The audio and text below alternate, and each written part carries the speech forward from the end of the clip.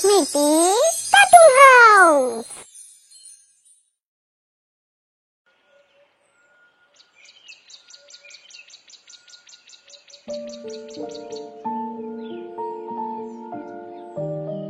অনেকদিন আগের কথা, শ্যামপুকুর গ্রামে বাস করত রত্না।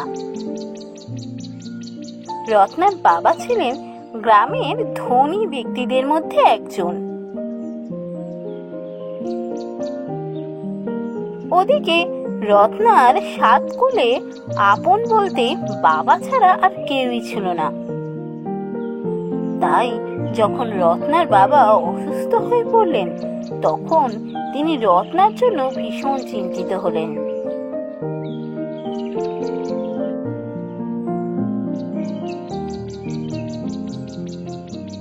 বাবা, আমাকে তুমি ডেকেছো? হ্যাঁ রে মা, শোন, তোর জন্য একটা পাত্র দেখেছি। বাবা, তোমায় কতবার বলবো আমি এখন বিয়ে করব না। তোমার শরীর খারাপ, এখন আমি বিয়ে করে চলে গেলে তোমাকে কে দেখবে? তা বললে কি হয়? আমার এই অবস্থা, আজ আছি কাল নেই। আমি চলে গেলে তোর কি হবে বলতো? আমি ছাড়া তোর তো আর কেউ নেই। কিছুদিনের মধ্যেই রত্নার বাবা মারা গেলেন। বাবা মারা যাওয়ার কিছুদিনের মধ্যেই কোথা থেকে রত্নার এক কাকা কাকি এসে হাজির হলো রত্নার বাড়িতে।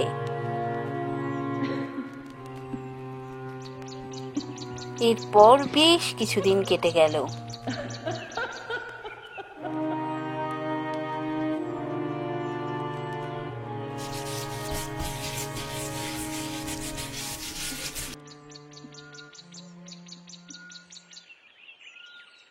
কি গো, বলি কখন খাবার পাবো? এবার তো আমায় বেরোতে হয়। তাই তো এই রত্নাটা এত দেরি করে না। রত্না, বলি ও রত্না।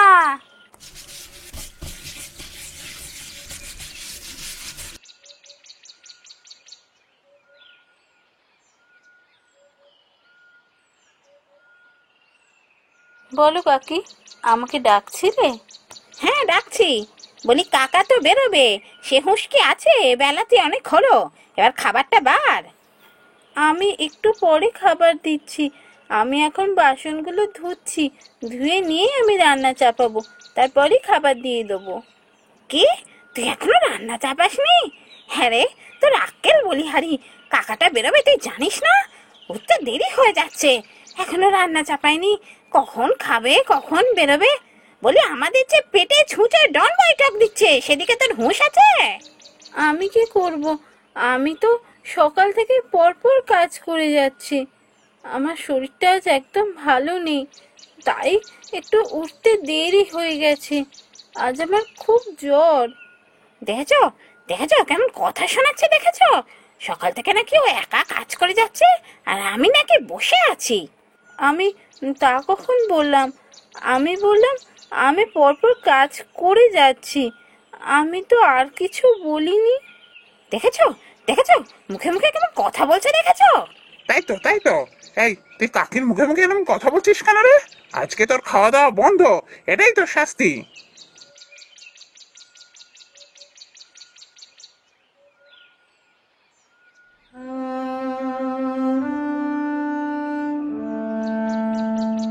ধুর, আমার আর এখানে থাকতে ভালো লাগে না।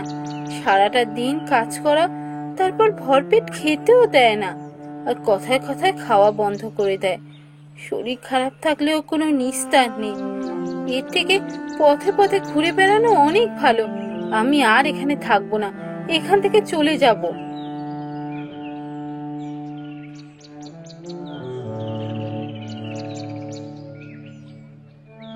বাড়ি ছেড়ে বেরিয়ে এসে যেন শান্তি হলো। আমি পথে পথে ঘুরে বেড়াবো, তাও কোনোদিনও ও বাড়ি মুখ হব না। বাবা বেঁচে থাকলে আজ এই দিন আমায় দেখতে হতো।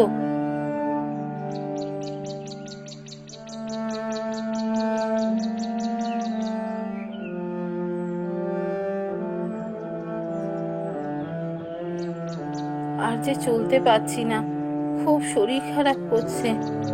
জ্বরটা মনে হয় খুব বেড়েছে। আমি এক কাজ করি, ওই গাছটার তলায় গিয়ে একটু বসি। চোখের সামনেটা কেমন যেন অন্ধকার দেখছি, আর চলতে পারছি না।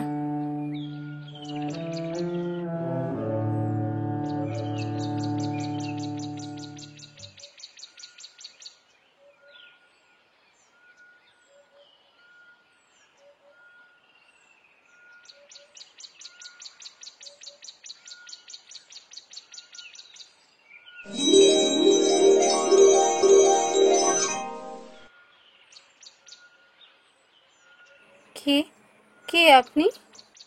আমি এই পথ দিয়ে যাচ্ছিলুম, দেখলাম তুমি এখানে পড়ে আছো। তার তোমার মাথায় হাত দিয়ে দেখি তোমার ধুম জ্বর। তা বাচ্চা, জ্বর নিয়ে তুমি এমন পথে কেন বেরিয়েছো? আমার কোনো বাড়ি নেই বুড়িমা, আমি তো পথে পথেই ঘুরি। তোমায় দেখে তো তা মনে হয় না বাচ্চা। কি হয়েছে? বাড়ি ছেড়ে চলে এসেছো বুঝি? হ্যাঁ, আমি বাড়ি ছেড়ে বেরিয়ে এসেছি। বাবা মারা যাওয়ার পর কোথা থেকে কাকা কাকি এসে হাজির হলো, বলল আমার দেখভাল করতে চায়। কিছুদিনের মধ্যেই আমাকে দিয়ে বাড়ির সব কাজ করানো শুরু করলো। সারাটা দিন বাড়ির সমস্ত কাজ একা হাতে করি, পেট ভরা খেতেও দেয় না। আর আজ তো আমার ভীষণ জ্বর ছিল, আমি কাজ করতে পারছিলাম না, তাই দেরি হয়ে গেছে। আর তার জন্য আমার সারাদিনের খাওয়াই বন্ধ করে দিয়েছিল, তাই আমি বাড়ি ছেড়ে চলে এসেছি। আহা বাছা, তোর যে বড় কষ্ট। আমি যে তোর কষ্ট আর সইতে পারছি না। এই নে বাচ্চা, তোকে এইটা দিলাম। এটা কি? এতে কি আছে? এতে বেগুনের বীজ আছে। এই বীজ কোনো দিনও ফুরোবে না। এ বীজ থেকে যে বেগুন গাছ হবে, তা হবে সোনার বেগুন। শোন বাচ্চা, তোকে আরো একটা কথা বলে রাখি। তোকে কোনো দিনও আর কেউ কাঁদাতে পারবে না। যদি কোনো দিনও তোকে কাঁদতে হয়, যেখানে তোর চোখের জল পড়বে সেটা মরুভূমি হয়ে যাবে। এরপর রমা গ্রামের একদম শেষ প্রান্তে চলে যায়। সেখানে সে খুঁজে পায় সামান্য একটু জমি, যেখানে কেউ চাষবাস করে না, পড়েই থাকে। সেই জমিতে রত্না বীজগুলো ছড়িয়ে দিল, আর কাছেই পড়ে থাকা একটা ভাঙাচোরা কুঁড়ে ঘরে সে থাকতে শুরু করলো।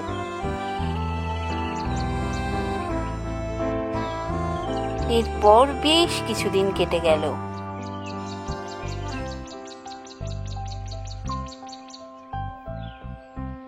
বুড়িমার কথা মতো সত্যি গাছে সোনার বেগুন ফললো। আরে, এই তো সত্যি সত্যি সোনার বেগুন ফলেছে, আমার আর কোনো কষ্টই থাকবে না। এই সোনার বেগুন বিক্রি করে আমি একটা ছোট্ট বাড়ি করব, আর গ্রামে যত অভাগা মানুষ আছে আমার মতো, তাদেরকে আমি সাহায্য করব।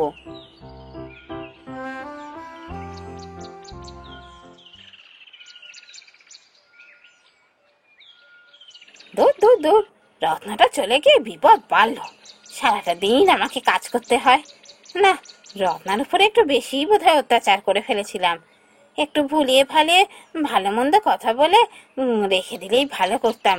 ঘরের সব কাজকর্ম করতো, আমি সারাটা দিন বসে থাকতাম আর খেতাম। আর ভালো লাগে না, এত কাজ কি একার পক্ষে করা সম্ভব? আর পারি না যেন। না, যাই একটু বাজারের দিকটা ঘুরে আসি, ঘরে তো কিছুই নেই।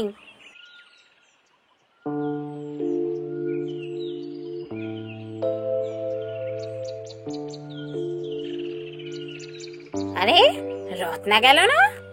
এই তো হাতে চাঁদ পেয়েছি, এবার যে করেই হোক ভুলিয়ে ভালিয়ে ওকে আমি বাড়ি নিয়ে যাবই। আমি আর কাজকর্ম করতে পারছি না। রত্না, মা রত্না, কোথায় যাচ্ছিস মা? এ কি কাকি, তুমি তুমি কোথা থেকে এলে? রত্না, কতদিন পর তোকে দেখলাম মা, তুই কেমন আছিস মা? তুই বাড়ি ছেড়ে চলে আসার পর আমরা যে কি কষ্ট পেয়েছি তোকে কি বলবো রে। আজ এতদিন পর তোকে দেখতে পেয়ে এত ভালো লাগছে। চ মা, বাড়ি ফিরে চ। এমন করে কি নিজের বাড়ি ছেড়ে চলে আসতে হয়? চ মা, ফিরে চ, ফিরে চ মা। এই কাকা কাকি যদি কিছু ভুল করে ফেলে ক্ষমা করে দে মা। চ, ফিরে চ। যাক, এতদিন পর দেখছি তোমরা বদলে গেছো, তোমরা আর আগের মতো নেই। ঠিক আছে, চলো আমি বাড়ি ফিরে যাচ্ছি।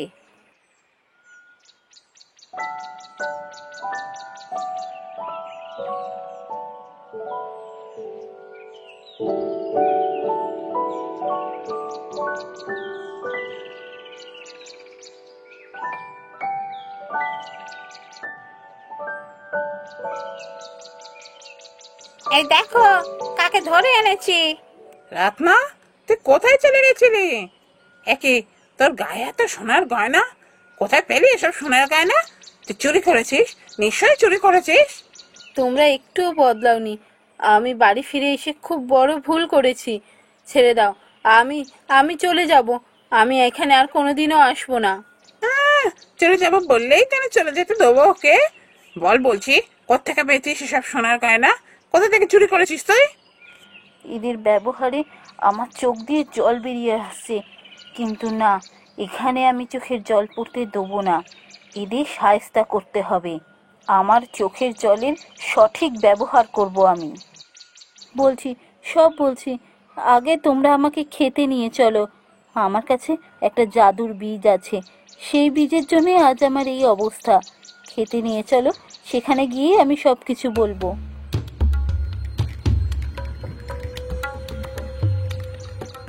খেতে গিয়েই রত্না হাউ হাউ করে কেঁদে ফেললো। তোমরা এক একটা অমানুষ, আমারই বাড়িতে আমাকে তোমরা দিন রাত খাটাতে আর খেতেও দিতে না ভালো করে। যখন আমি চলে গেলাম তারপর আবার আমায় ফিরিয়ে এনে একই ব্যবহার করছো আমার সাথে। এর শাস্তি তোমরা পাবে। চোখের জল মাটিতে পড়া মাত্রই সেই বুড়িমার কথা মতোই সেই ক্ষেত একেবারে মরুভূমিতে পরিণত হলো।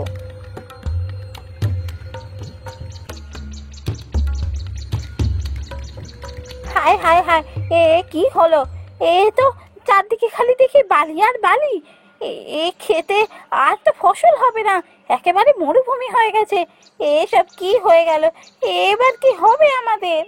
তোমরা এতদিন যে ব্যবহার আমার সাথে করেছো তার শাস্তি তোমরা পেয়েছো। এবারে তোমরা এইভাবেই পড়ে থাকবে। আমি চলে যাচ্ছি এখান থেকে, আর কোনোদিনও আমাকে ফিরিয়ে আনার চেষ্টা করবে না।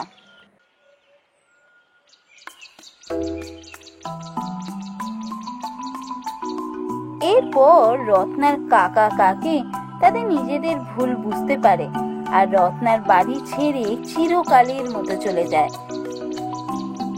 আর রত্নাও তার নিজের বাড়িতে তার সোনার বেগুন নিয়ে সুখে শান্তিতে দিন কাটাতে থাকে।